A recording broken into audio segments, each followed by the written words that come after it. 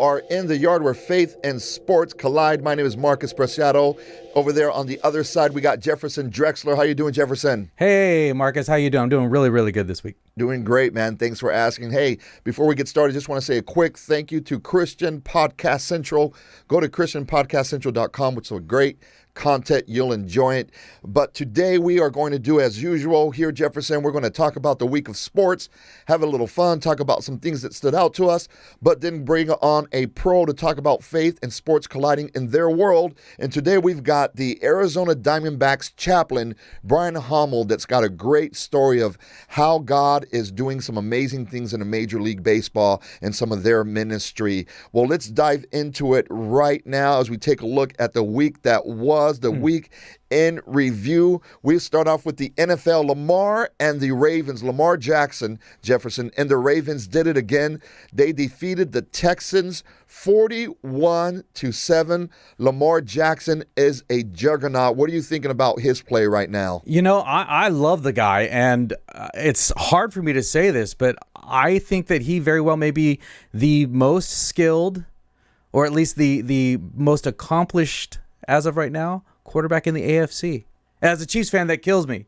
But Lamar's looking great, man. Yeah, we made a statement last week, Jefferson, that Lamar is unstoppable, and I think that's getting more and more true. It looks like there's going to be that inevitable meeting in the playoffs with Lamar versus Brady, the Ravens versus the Patriots. I'm really looking forward to that. If it was on a neutral ground, my prediction would be that the Ravens are going to the Super Bowl and would win it. But the Super Bowl runs through Foxborough. It runs through cold winter football up there in New England, and I just don't know if they can beat the genius that is Belichick. Speaking of genius of Belichick and the Pats, we have the Pats are 9-1, Jefferson, once again, saying boring song. They beat the Eagles in a defensive match, 17-10. There was a little interesting fact in there that you pointed out to me in that game. What was that, Jefferson? Yeah, you know, this was a game where Julian Edelman threw for his second touchdown pass of his career. But what made it interesting was the first time in 300 some odd starts that Tom Brady was basically outscored. The first time that Tom Brady played a full game and he did not lead his team in touchdown passes. That's interesting. Because your boy Tommy T didn't get a single touchdown pass. So Edelman threw a touchdown pass. You know, he was a quarterback in college at Kent State. So the guy is very versatile and can do it all. But it's interesting that they're talking about the 9-1 Patriots, right? Mm-hmm. And they're talking about what a poor season they're having, quote unquote. Basically, they're terrible. Their offense is not producing. And it's so crazy that we're talking about the Patriots being in trouble, being at 9-1. I mean, when you've got a team that's dominated by defense coming out of New England, we haven't seen this since, Tommy Terrific's first Super Bowl win. You know, I mean, come on. This is the New England way, isn't it? Yeah, and I think people just want to talk about stuff so that, controversial, 9-1, New England not playing too well. But it's not the offense that's going to win it for them. First of all, it's going to be their defense, right? It's going to be the home field advantage. It is going to be the underflated footballs. It will be the security cameras hidden in the visitors' training field. Yep. Pick your cheat, any cheat, right? It's crazy that they're 9-1 once again, and they're talking about kind of the demise of the Patriots. Atlanta is looking good. Speaking of the NFL, they're at a strong push, but too little too late for Atlanta. It'll be interesting to see how good they are. Speaking of strong pushes, the Raiders now are 6-4, Jefferson. They're atop of the AFC West with a really strong push. They beat the Bengals, though. We'll talk about them later. 17-10. What are your thoughts about the Raiders and the push they have? Well, I mean, they are still the Raiders. And the Raiders, as of late, have the tendency to find that banana peel. You know, they're going to slip on it. And we still... The Raiders. Go ahead. So I think that they are a stud team. I think that David Carr is a phenomenal quarterback. But there is no way on this planet that I can admit that they will top the Chiefs on top of that AFC West. I'm sorry. Yeah, you're a Chiefs fan, and so we know that they're right now tied with the Chiefs at top of the AFC West. But I don't know, man. The Raiders are not, and I'm not a Raiders fan, but I'm kind of turning into one. You know, when the Chargers left San Diego, I don't know who I'm a fan of anymore as far as teams go, to be honest with you. I'm kind of like a fan of players. I'm a fan of Tampa Bay's situation. looking for somebody to root for them. What's that? Tampa Bay's looking for somebody that would root for them. You know what I mean? Maybe the Bengals. I'm not a fan of the Bengals for sure. That's for sure. We'll get into those guys later, but the Raiders are looking strong. We'll see if they can make a push for the playoffs and a push for the Super Bowl. Who knows? Hey, the NCAA's got some great storylines happening right now. There are 3 undefeated teams left in the NCAA. Those teams are LSU, who my prediction is that they're going to win the national championship. We have Clemson. We have Ohio State University. You put up that graphic there of the top 10. We've got 1-loss teams. Keep that graphic up there. We have Georgia. We have Alabama. We have Oregon. We have Utah. We have Oklahoma and Penn State. All these guys are 1-loss teams. So it's going to be really interesting of what's going to happen the last couple weeks in the NCAA college football to see which one of those teams is going to make the fight and get the victory for being that 4th team. And it seems like every single week we think we can put a pin in who that number 4 team's going to be, and then they go out and they play the games. Yeah. You know, you've got to play the games, right? Yeah. It's incredible. You know, as much as I'm for expansion, I think they're eventually going to get to expansion. You know, the NCAA is exciting. Essentially, every game is a playoff game from the first kickoff. Because if you lose, it's such a tremendous blow to your program. Is it fair, unfair, schedules, weak schedules, this and that? I don't know. It's not a perfect situation, but I love the drama. And we've got now 3 teams leading the pack with some 1-loss teams right around the corner. As a West Coast fan, we've got Utah, we've got Oregon. I'm pulling for those guys, but I don't know if they're going to be able to crack it. Hey, the NBA's got some real cool things going on right now. The Lakers. Woohoo! You know, before we go that, actually, let's go back. Alabama. I want to talk a little bit about Alabama before we get to the NBA. Alabama's quarterback was hurt, and so I think they're going to be out of the running for that 4th team. Well, you know, it's hard to say because he's been hurt with a bad ankle for the past couple weeks, and they've done just fine. Tua, he's a stud and a half. There's no doubt about that. But man, when I saw the footage of him going down and his face is bloodied up and well, you know what? This is the tough thing. They didn't know what was wrong immediately. And then as soon as they found out what was wrong, the cameras pulled out really, really wide because they didn't want to show Tua crying on camera because his hip was dislocated. I don't know if you've ever seen anybody dislocate their hip, but that is some gnarly stuff. That shows you how strong Tua is. Because if I dislocated my hip, I guarantee you I would know what was wrong. The owie is right here. I'm not sure what's going on, Coach.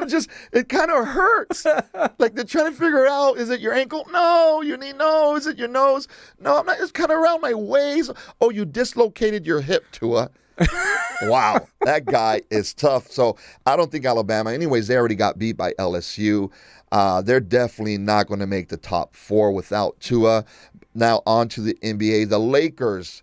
We know that's been a story all season long. They are 11-2 as of right now. They've got a deadly 1-2 punch with a great supporting cast. And it was great to see Kobe this weekend interact with LeBron while the Lakers were there. You know, it's just a good story. Like the Yankees, Jefferson, the NBA is better when the Lakers are great, just like Major League is better when the Yankees are great. And I love the run that the Lakers are on, but personally, I don't think they're built for a championship. What? I think that the team in the West that's built for the championship are the Clippers.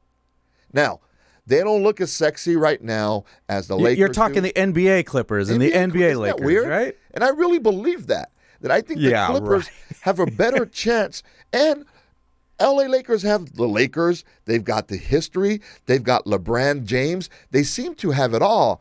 But once again, I talk about this quite often, is ownership. Let's not forget what ownership was doing or not doing during the offseason and how much we were talking about, and the sports world was talking about the lack of leadership in the front office, the lack of ownership taking lead and doing well, Jefferson, that still exists. Now let's think about the Clippers have been on a steady trajectory for a while under their new ownership, and they've got Kawhi Leonard and they've got Paul George that has recently come back, who is playing great, even though he's very critical about his play. So listen to me, guys. The Clippers are built for the championship, not the Lakers, but we shall see. Speaking of not winning championships, the Houston Rockets. They've got their 1-2 diva punch as well, and I believe this is going to be a train wreck at the end of the season. I believe all along the way, though, Jefferson, it's going to be a beautiful ride. It's going to be beautiful scenery, taking a trip along the coast, passing Santa Barbara, seeing the oceans, the Golden Gate Bridge. But when they get to the end of that beautiful trip, there's going to be an accident waiting for them at the end. They are not going to win the championship. They're going to implode in a series at the end of the playoffs, and I'm looking forward to that. Well, you know what? That's the trick with all the NBA teams. I mean, you can look at story after story after story, and that's what we love, are the stories. But it's a long season and a really long postseason. So, I mean, it's hard to predict this early on what's really going to happen. It's fun to toy about it, but I've said it before. I can't really make any strong predictions about the NBA until we get to really Christmas, right? Well, that's because you're too scared to make predictions. Okay, that's why we have you. That's what it's really about right there. We've got the Antonio Carmelo signs with Portland. That's newsworthy. Carmelo Anthony. Yeah. What did I say? Antonio Carmelo. That's him too. His cousin, Carmelo. Antonio Carmelo, whoever you are, he just signed with Portland. Why don't you think that he signed with his buddy LeBron in L.A.? You know what? That's an interesting conundrum. Lakers need outside shooting. Carmelo is one of the best outside scorers that have played the game. Is it so obvious to even Melo's best friend, LeBron, that no, your days they're long behind you, brother? Yeah, no doubt he can still shoot, but LeBron wants a stable ship there, and Carmelo Anthony doesn't provide that. Here's the deal with the NBA too. I want you guys to remember this name right here, Ja Morant. Ja Morant is a rookie for the Grizzlies right now, and he was a basketball player last year at Murray State Racers, who for the last 5 years have been producing great talent. But Ja Morant kind of took the world by storm. If you remember the second half of the NCAA last year, and certainly during March Madness, this guy was amazing. And so we know that we've got Zion that got all the ZSPN, right? And when he comes back, everybody's forgotten him right now, but trust me, when he comes back, he's going to overwhelm the news. He's going to overwhelm the ZSPN. He's going to overwhelm the videos, the dunking. He's going to be amazing. But I think in the long term, he's going to overwhelm himself because Zion, like we said, is just too much. He's too explosive. He's too big. He's too physical for his own self. And I think Ja Morant, in the long run, when all said and done, he's going to be the one that had the great, memorable NBA career. You know, I see Murray State as one of those schools, kind of like what we've seen with, say, Washington State in football, or even Colorado back in the day, that produces these phenomenal quarterbacks, you know, regularly, not even once in a blue moon, but regularly. I see Murray State as being that school when it comes to the college game versus the NFL. They're not going to win the March Madness, but they're going to have 1-2 guys that are going to come up and just light up the NBA like we've never seen before. Yeah, they've certainly been relevant. And so that covers the week in sports. But before we move into our top three, I see another obscure something college sport T-shirt. What's going on there, buddy? Yeah, today I am representing the Luther College Norsemen. Luther College, they're in Decorah, Iowa. You know, for all you people driving through Decorah area today, you know, stop by, check out Luther. We're big in Iowa, by the way. Oh, really? Yard, is big in Iowa. Yeah, we can't walk the streets. That's why I don't go to Iowa anymore. So check this out. The Norsemen, their soccer team, they went 17-4-2, and they're still rolling. They won the American Rivers Conference Championship. Now they're in the D3 Sweet 16 of their tournament. And check this out. They won this weekend over the Wisconsin Superior, went into overtime.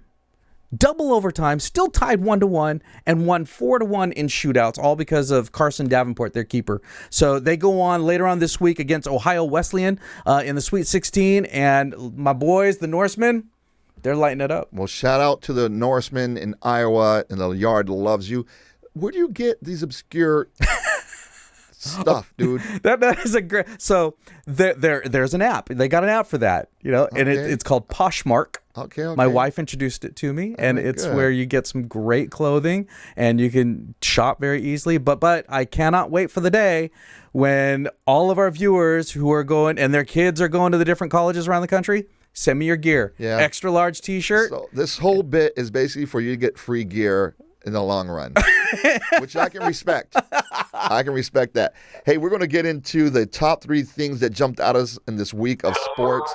And number 1, we've got the Houston cheating scandal. Now, let's set the stage right here in case you don't know what's been going on. But the Houston Astros have been busted, and there's been leaks and proof now and allegations and all that good stuff that they have been cheating for this last several years by having this in center field, Jefferson, a camera set up with a monitor somewhere kind of in the clubhouse area, and they've been shooting video there, sending video to there, streaming it, and now the Astros would get it. They would get the pitchers or the catchers, signals and translate it to their teammates. And so there's a big scandal right now going on with Houston. And it reminds me of this song, obscure song from the 80s, Rockwell, right? And so now people don't trust Houston because they feel like someone's always watching them. Somebody's watching me, can't get my privacy. Oh, right? So this is Houston right now, taking cheating to a whole nother level. And what does it really come to, though? I mean, have they really had any success since they've been cheating?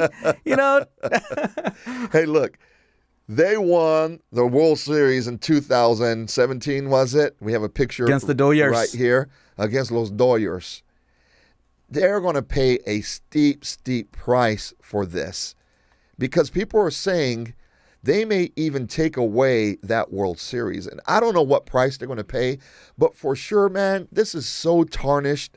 They've taken things so far. Like, this is cheating at a whole different level. Well, but I love I don't know if you've seen it, Marcus, but they have some tape that a fan actually discovered of how they were relaying the signals of the pounding of the trash cans and saying, here comes a curveball or here comes a changeup. It's just phenomenal. A fan kind of went online and did some deep study, a deep dive into all their games and their pitches and heard the sounds and kind of blew this wide open. And we have some friends in the Major League Baseball too that have behind the scenes been telling us similar things. So I don't doubt this one bit. And what a shame that such a great story that's been with the Houston Astros and their organization. Yeah. And now they will forever, ever live. There's their starters right there. We got the photo. Yeah, so they're going to start the trash can pretty soon. I'm glad for putting up that picture. Can you put that picture up once again? Oh, yeah. I want to refer to it. So right now between the clubhouse and the dugout is this little alley right there. Those stairs lead right to the field next to their dugout. Above that trash can is where the TV was. Of course, it's not there anymore, but you can see little dangling things that hooks them up to the TV. Like, let's just remove the TV. No one will ever know. So right there, they had the monitor hooked up so the guys could be there seeing the pitches, getting the signs, banging their trash can, and sending them in, and they were helping them. That was helping them win up to the World Series. What a shame here.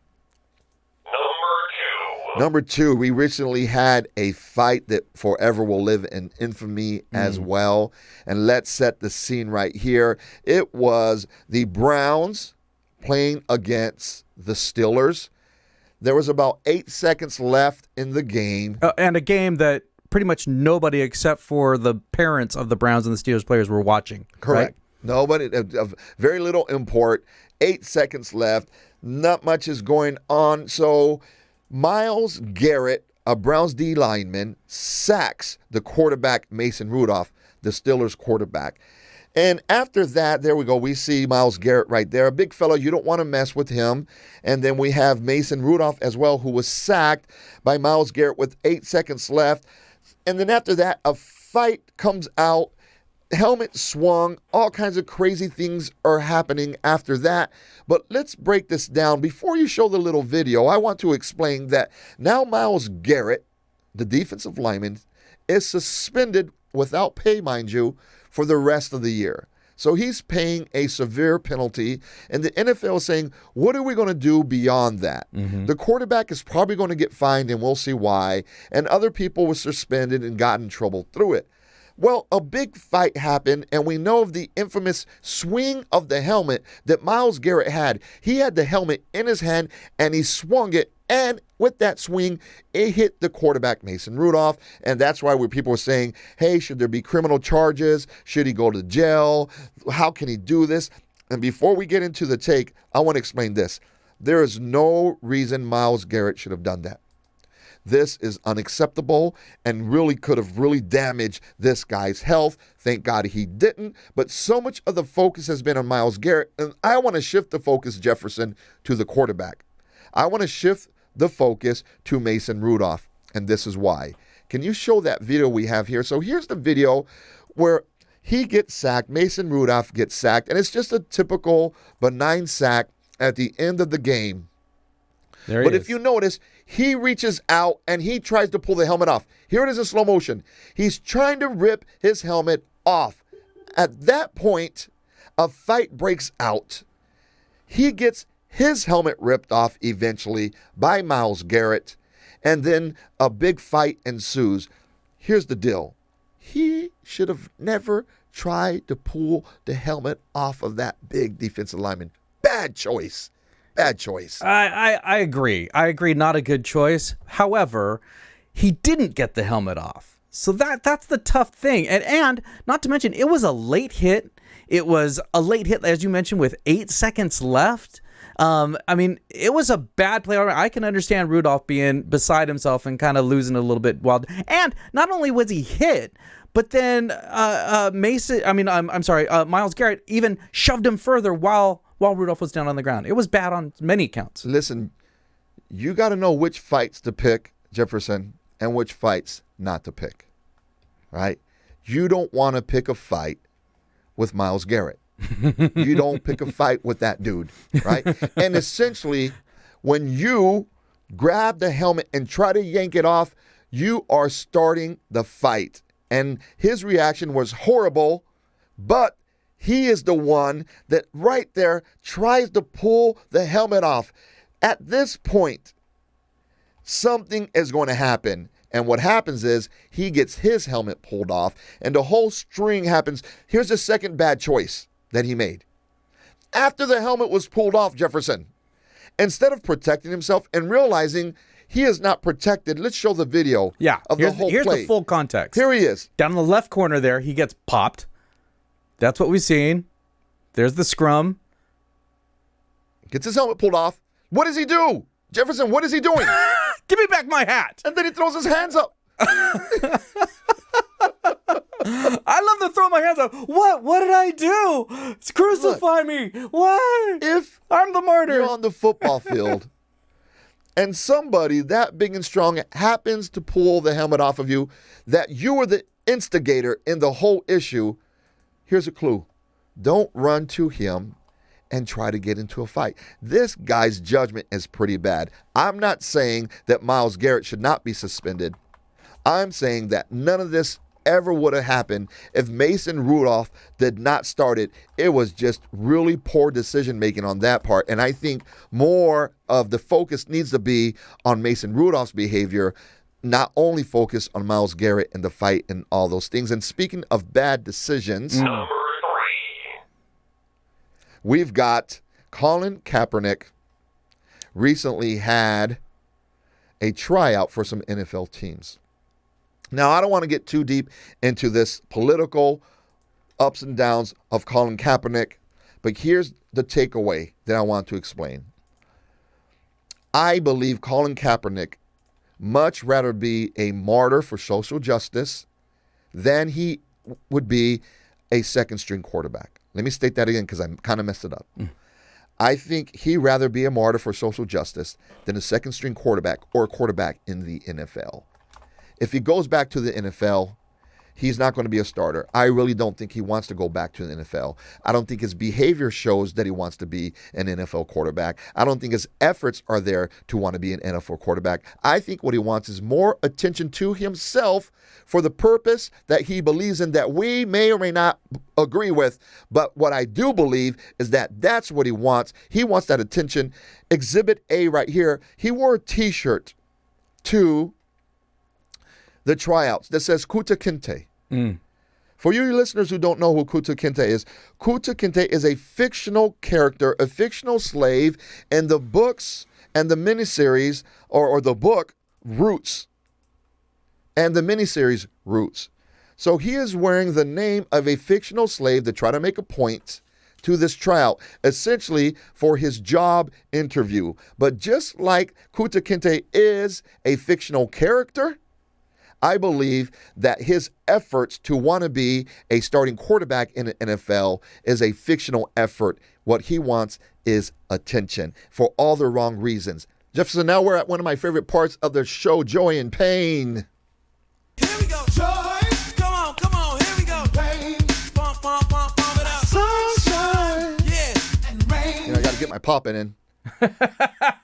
Every week, get my popping in. Hey, this is the time of the week where we talk about what brought us joy and what brought us pain during the week of sports. The joy part, I don't know if you caught this out there, guys, but Josh Griffin is now the oldest player in NCAA. He plays at Colorado State, and you know a little bit about this. Jefferson, why don't you bring us up to date what's going on with Josh Griffin? Yeah, so like when you hear that he's the oldest guy to play NCAA football, you're thinking, oh, well, he must be, what, 24, 25, maybe 20? No, this guy, he's 32 years old, Marcus. 32. So why is he 32 years old playing college football? Great question. I'm glad I made you ask that. So so what we're looking at is let me grab his photo. Here we are. There's my boy Josh. He graduated high school 14 years ago, came to Colorado State this year as a walk-on, made the starting lineup. Why? Because my man has served in the Army for the last 13 years. Wow. He's a hero. Wow. Right. He's a red beret, I believe. We have a picture of him There he wearing is. a red beret, which means he's airborne. I know a little bit about the Army because I'm what you call an Army brat. My dad was a Green Beret, which I mentioned for 25 years. My brother went to West Point. And so the Red Berets are the airborne guys. So they jump out of planes and they are awesome. He's done work with the Rangers, who are the Black Berets, and the Special Forces, which are the Green Berets. But man, I love that story that this guy is out there at this age playing college football, Colorado State. Josh Griffin, good on you, man. We look forward to you doing great things. The pain of this week, the Bengals are 0-10. 0-10 Bengals. And here's the specific pain part that I think is pretty humorous besides them being 0-10. This week, their running back, Jefferson, Joe Mixon, scored their first rushing TD as a running back for the Bengals this year. The They first. are 0-10. There's 10 games have happened. One running back touchdown in the 10th game. Here's the deal. Listen to this. Christian McCaffrey himself, not his team, has 11 rushing touchdowns. Dalvin Cook, whom I love, himself, he has 11 rushing touchdowns. Not his team, but here we are, the Bengals, 0-10, and they got their first rushing touchdown this season by running back. Joe Mixon. Man, it is painful to see those guys play. I love these fans in the stadium with the chasing young, not wins, the Burrow Bowl bound. I mean, hey, they score points in creativity, right? It's amazing that fans still go. It just shows you the level of fanhood, if that's a word, of fandom that's out there. Man, they are such a bad franchise, 0-10, and the fans are still out there. Man, that's the great thing about sports. Hey, speaking of pain, our next guest, Brian Hummel, he knows a lot about pain. He is the chaplain for the Arizona Diamondbacks, Jefferson, and he knew the pain that was going on right now in the Philippines with this group of gals that have been part of the human trafficking ring and who are rescued. So he's going to tell us some great stories about how himself and some other Major League Baseball players are out there going to help solve this problem. Stay tuned, and Stay tuned, and we'll hear from Brian Hummel.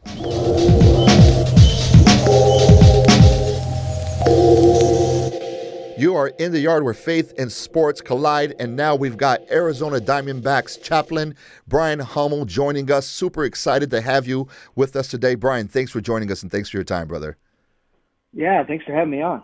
Hey, you have a unique position. You have something that I think people know about that exists, but don't know too much about what you guys do. You're a chaplain for the D-backs, and won't you tell us a little bit about what that entails? What does that look like for you?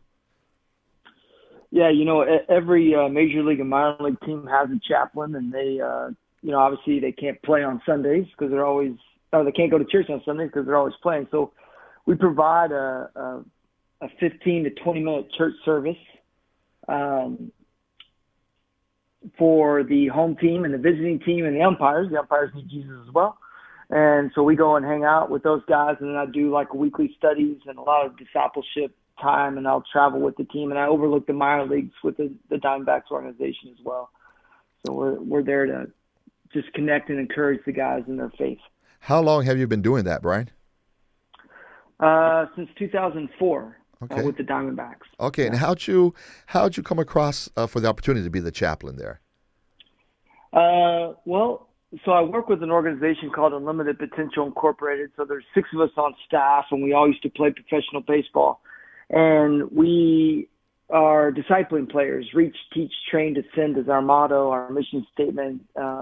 And so we take these players on short-term mission trips, and then we use that as an opportunity to share the gospel. We work with local missionaries and churches and do these opportunities. And so our ministry actually works in conjunction with Baseball Chapel's ministry. And so if there's an opportunity to put one of our staff members in a Baseball Chapel position, they're going to make that happen. So that's basically how it came to be. My wife and I moved down here 16 years ago to fill the need of the chaplain role that had been opened up with the Diamondbacks. And I know you're really active during spring training. I know that there's a lot of players that I have relationships with, Brian, that think so highly of you. You've been such a blessing to them. So what does spring training look like as a chaplain? You play a pretty significant role there in Arizona, isn't that correct? Yeah, it's a busy time, no doubt. So we have 15 teams down here, so I will do studies on 3 different studies each week just to bring couples together, players together, their families together on Mondays, Tuesdays, and Thursdays throughout the Phoenix area. So I get to know a lot of different players and their families during that 6-week time. So yeah, it's pretty crazy. Now, you mentioned earlier, Brian, that your organization likes to take guys on short-term missions trips, and we had Nick Hundley on recently, several weeks ago, who was headed to the Philippines, I believe with you and your organization, to do something with Consider the Lily right there in the Philippines. Can you set that up and tell us what that's all about, and also some highlights and maybe some testimonies of that recent trip? Yeah, for sure. Consider the Lily is a really unique ministry. Josie Long started this, and when she did, she asked my wife and I to if I'm going to pull through this, I need you on the board. And I'm like, let's get it done. So I'm the chairman, and my wife's the treasurer, and so we have known Josie. I've known her actually for over 20 years. So she grew up as a missionary kid in the Philippines, And when she started this organization, she left high school and then moved in with us after high school for 6 months and got her a job as a nanny for a couple of ball players and made some money. And then she went to beautician school, and then she moved back to the Philippines and opened up a little shop, and just to teach the local Filipino women in the squatter community to cut hair so they can make some money. And she started hanging out with their daughters and started a little Bible study. And it went from 7, 8 girls to 100 pretty fast. And she started finding out as she got to know their lives that many of them were in really horrific situations, being sexually abused by family members. And that's where the home was birthed from that point over 6 years ago. And so now we've worked with the government in the Philippines, and they send us, oftentimes they're some really difficult cases because our organization has, you've just seen unbelievable results in these girls' lives and how they, like Nick and I and Steven Souza Jr., we just came back from the Philippines. We spent a week with these girls, and I can promise you there's no way in the world you could even imagine that what has been said about them actually happened, because they are full of joy. It was so happy. We were just a happy time to love on those girls. It was a beautiful experience for all of us, for sure. So as you're there, providing services and ministering to them, and how is it then, in your opinion, Brian, and these girls from being having such a bad experience, bad past, all this abuse, how is it that they have joy in their heart, even though they've gone through such difficult things? I shared a story with the girls. One of the girls at the home named Cherry, she lived in a place called Smoke Mountain. And if anybody's ever been in the Philippines in Manila, this is the poorest of the poor. It's actually a 50-foot high, like plateau trash heap. Wow. And they call it Smoke Mountain because the fumes come off of it. There's people that live up there, and they've got nothing. And she had fallen and broke her hip and was laying with her hip broken in this home for about a year, just straight surviving. And she had, as you can maggots. She had all kinds of things on her. She was point of death, and we came in there and was able to rescue her. She got her hip replacement surgery. She still struggles walking, but she can walk, which they told her that she'd never be able to do again.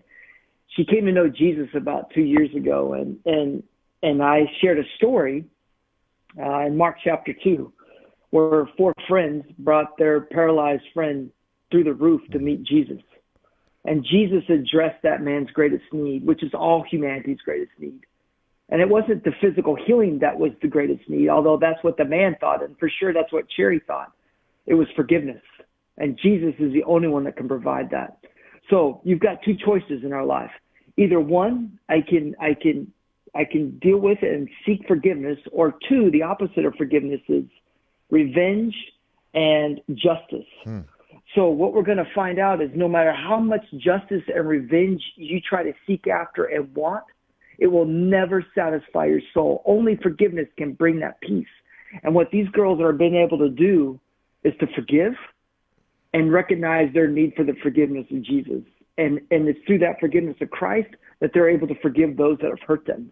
Wow. And that's the only thing that's setting them free, because if they don't, you remember Corrie ten Boom during the Holocaust, and she set up a home in Amsterdam, and she said those that came, the survivors of Holocaust that came and spent time with them, she said those that were able to forgive were able to move on with their journey, and those that couldn't were stuck as if they were still in the concentration camp.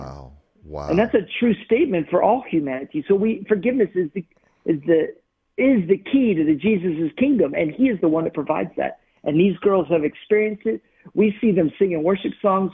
We sat down and had dinner. We took the older girls out to eat, Nick and Stephen and I, and we all sat around this round table, and we said, hey, if you could only sing one song the rest of your life, what song would you sing? And each of them sang a different worship song, and we all started singing it together. Wow. We had church. It was beautiful. Wow. Brian, I first heard your name, I would say maybe 8 years ago. I don't know if you remember this, but we connected briefly afterwards. But I went to the Philippines to do a sports ministry outreach, and I ended up staying at the Longs family. And of course, we did ministry there, and with the local high school there, we did some outreaches, which was fantastic. But during that time, I got to tour this home where a lot of these girls were and got to hear these stories, Brian, that broke my heart. You know, I have two younger daughters that I love so much and that I would die for. And frankly, when they bruise an ankle, it hurts me. You know, when they have to, study all night long to get a good grade on their AP test, my heart hurts. And I can't imagine the pain that these girls are feeling. But the fact that I've seen them and I've seen those smiles and I've heard those worship songs and I've cried with them just blows my mind away. But I'm so glad that you hit the nail on the head, Brian, that how can they do that? It's counterintuitive. They're happier than most teenagers we meet here in their states, but it's because of that forgiveness. And to our listeners, Brian, what would you share to them if they're listening right now and maybe they're struggling with, revenge or anger, because we've all had stuff done wrong to us? How do we turn this into freedom for some of the listeners that are listening right now? What would you say to them? The universal language, I think, is more based upon suffering than necessarily love, because not everyone's going to be loved like they should, but we're all going to experience some pain and suffering. And the book of Job, I had our middle daughter, my wife and I have 3 daughters, but our middle daughter had cancer, and she's doing great now. But when we were going through that when she was 7 and just turning 8, our family, it took a hit on us, obviously. And so we really kind of hunkered down. And I wanted my girls to go through the book of Job with me. And I wanted them to understand that even though things in this world happen to us that, none of us deserve some of the things that's happened to us at all, right? But I wanted them to understand that God is worthy to be trusted, and he doesn't make mistakes. He knows what he's doing. And so when you think about this book of Job and Job going through all these different things in his life, a lot of theologians think that Job was actually the first book written, even though Genesis is the first book in the Bible because of the creation account. But if you think about it in context of it being the first book written, and you look at the theme of Job, it's in this world there's going to be pain and struggle and trials. But God is good, and he's in control, and he's worthy to be trusted. And then you open up with, in the beginning, God created the heavens and the earth, and he spoke it, and light came to be. And I think as we ponder through this journey, we have to ask ourselves, why are we going through this? Why are these different things that happen to us? How do we get out of it? Well, I can look to Jesus for the answer to this, because he's gone through pain too. He's gone through struggles. And what he accomplished for us at the cross to forgive us of our sins allows us to be freed up, even in the most horrific situations to us.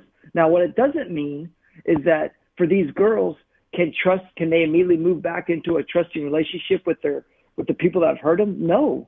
They've got to set boundaries. But what they need to do is grant forgiveness so that they can be free to move on. Yeah. It doesn't necessarily mean that they need to be reconciled, because reconciliation is a two-party process. And sometimes that's not going to unfold. But forgiveness is a one-party process. That's between you and the Lord, and that must be established, because if it doesn't, you won't be able to move on in your own life. Yeah. He grants us forgiveness, and if possible, be at peace with all men. But it's not always possible. And sometimes reconciliation just isn't going to manifest because the other party hasn't been repentive, hasn't broken over what they've done. And if that's the case, I don't establish relationship with them.